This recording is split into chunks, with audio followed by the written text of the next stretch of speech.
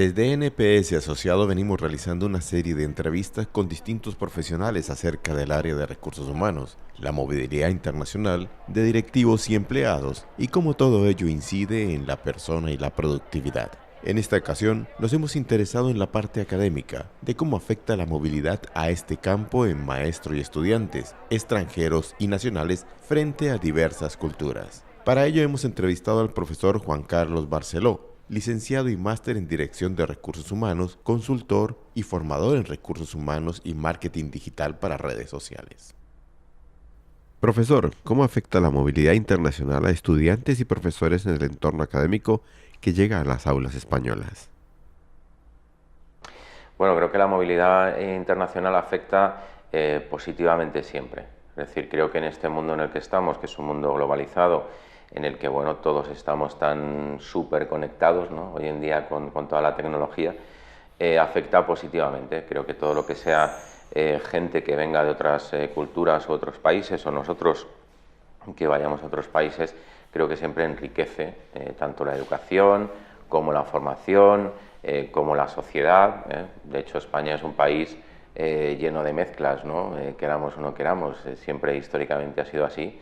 Y creo que también enriquece la educación, enriquece al mismo estudiante, porque conoces otras culturas, otras personas con otras ideas, seguramente, incluso con otra forma de educación que han vivido en sus países, y todo eso pues enriquece evidentemente, o sea, todo lo que sea esa mezcla, ese compartir, que al final es compartir, enriquece sin duda tanto al profesor como al alumno como a la formación en general. ¿A qué retos se enfrenta una escuela que recibe estudiantes extranjeros? Bueno, el reto al que se puede enfrentar pues es sobre todo un poco el intentar comprender o hacer un esfuerzo por comprender esas distintas culturas, ¿no? Es decir, el ritmo de estudio a lo mejor no es igual, o la forma de estudiar no es igual. Bueno, pues evidentemente la escuela lo que tiene que hacer, o la universidad lo que tiene que hacer en cualquier caso es comprender, intentar comprender de dónde vienen esas personas, cuáles son sus hábitos, pues para que también se adapten, y facilitarle al máximo la adaptación a esas personas, ¿no? Tanto a la educación como a la ciudad, como a todo lo que es esa nueva cultura que va a vivir, ¿no? Ese es uno de los retos más grandes que tiene, pero creo que hoy en día se está consiguiendo. Es verdad que hace muchos años, cuando uno estudiaba, era más difícil encontrar gente de otras culturas, ¿no? La movilidad pues era mucho menor.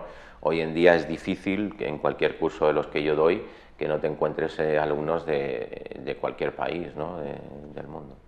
Por voluntad y por obligación, las escuelas tienen que hacer esos esfuerzos de adaptación a los ritmos, a la sociedad incluso, y a las costumbres, ¿no? de los estudiantes que vengan de otros países, y sí se hace, creo que cada día se hace más, porque además incluso es una buena forma de captar alumnos, ¿no? Es decir, ya no solo los españoles, hoy en día comentamos esta globalización en todos los aspectos, pues a cuanto más mundo abarques mucho mejor, ¿no? Entonces, si tú demuestras esa capacidad, o tu escuela demuestra la capacidad de comprender y de adaptar a otras culturas, pues evidentemente también tendrás muchos más alumnos, ¿no?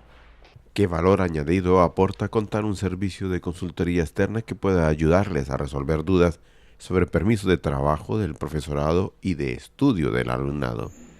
Pues creo que es un valor añadido muy importante, ¿no? Es decir, el contar con esa consultoría, más que nada por lo que hablábamos antes. Es decir, las escuelas hacen un esfuerzo por comprender pues otras culturas, o intentar que se adapten lo más rápido posible, pero evidentemente hay una serie a lo mejor de papeles, ¿no? o de cuestiones muy concretas que la escuela o la universidad no conoce. Entonces contar con esa consultoría externa que te pueda ayudar, pues te facilita mucho la vida, ¿no? Tanto a ti como escuela, como al estudiante, ¿no? Como al chico o a la chica que quiera estudiar, porque seguramente en principio lo van a tener más fácil, lo van a entender mejor. Al final se trata de facilitar la vida al máximo posible, ¿no? Y sin duda pues una consultoría de este tipo lo que hace es facilitar la vida, tanto a la escuela como al estudiante, que ya digo, a lo mejor hay una serie de cuestiones que a la escuela se le pueden escapar,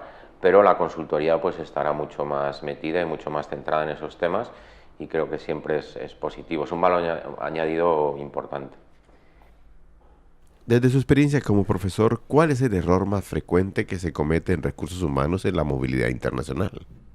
Pues el error más frecuente que se ha cometido aquí en España es precisamente la falta de movilidad. Es decir, una de las cosas, afortunadamente ya va cambiando, pero en España uno de los grandes problemas que teníamos en recursos humanos era que la gente no quería moverse. Es decir, la gente optaba a un puesto de trabajo y ya quería estar permanentemente toda su vida en ese puesto de trabajo sin cambiar. También porque en España hemos tenido de siempre una idea que no ocurre en otros países, y es la idea de la compra de vivienda, ¿no? Es decir, de que quiero comprarme una vivienda. Entonces, el comprarte esa vivienda y no alquilarla suponía que te perjudicaba a la hora de moverte, porque claro, decías, no, es que ya he comprado mi casa, tengo aquí la hipoteca, no quiero irme a otro sitio.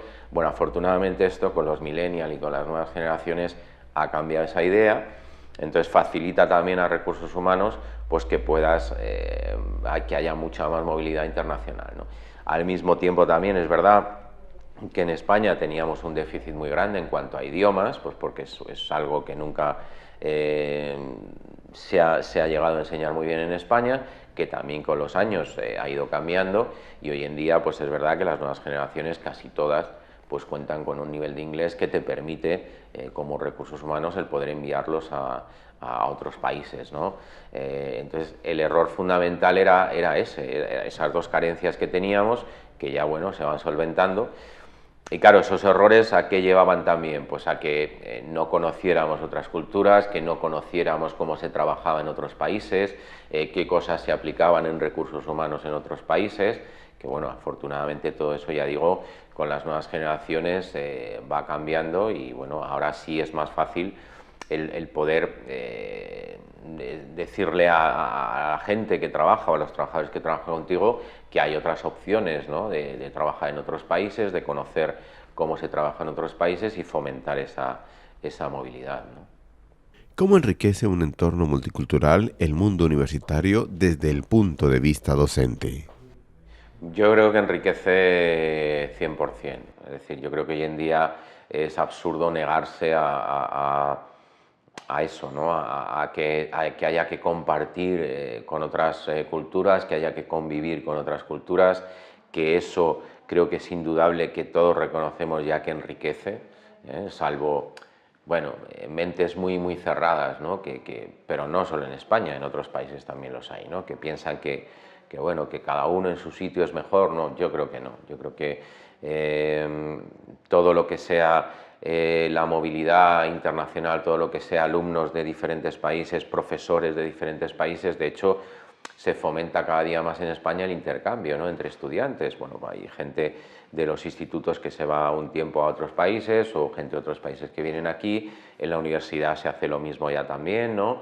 Bueno, pues todo eso creo que enriquece en todos los sentidos, enriquece en cuanto a idioma, enriquece en cuanto a sociedad, ¿no? Porque todo lo que sea abrirte enriquece mentalmente, ¿no? Es decir, a un alumno que convive con culturas de países árabes, con culturas de países latinos, americanos, todo eso lo que le hace es ver un mundo que evidentemente, si él no tiene eso, no lo conoce, ¿no?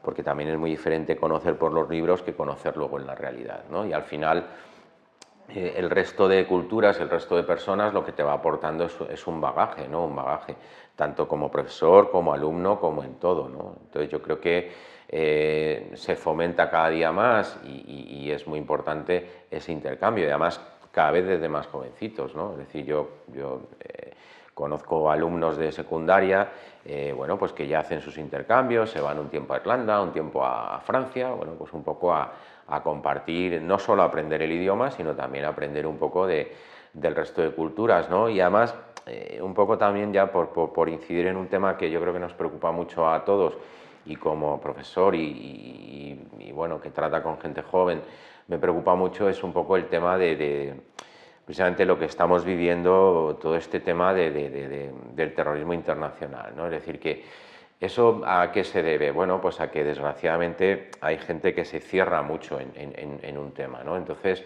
Yo creo que a la gente joven lo que hay que hacer es todo lo contrario, es mostrarle el mundo abierto culturalmente, en cuanto a religión, en todos los sentidos, ¿no? Es decir, todos podemos convivir, no hay ningún problema, la convivencia puede ser perfecta, no hay por qué radicalizarse hacia ningún sitio, ¿no?